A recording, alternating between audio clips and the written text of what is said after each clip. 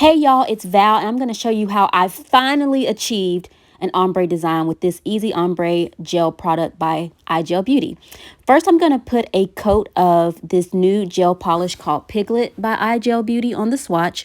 I just did one coat, but you can definitely do 2 coats. Just make sure you cure for 60 seconds after each coat. Next, what I'm going to do is get the dip and dab powder. I always stir up any dip powder or acrylic powder that I'm working with. And then what I'm going to do is put a coat of the Easy Ombre Gel over the swatch, and you're going to cure it for just 10 seconds. That's all it needs. Once it's cured for 10 seconds, you're going to, well, first let me show you the brush. I'm using this little makeup brush. It's a concealer brush.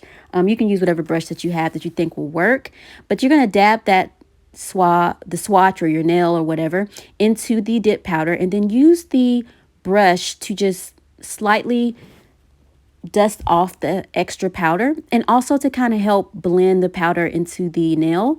And you'll see that it just blends so much easier when you use that ombre gel. So I just put the ombre gel on again, cure for 10 seconds, and I'm doing the same step over. I'm dipping the swatch in, then using the brush to take off the extra powder, and then also using the brush to kind of work that powder around and get that faded ombre look.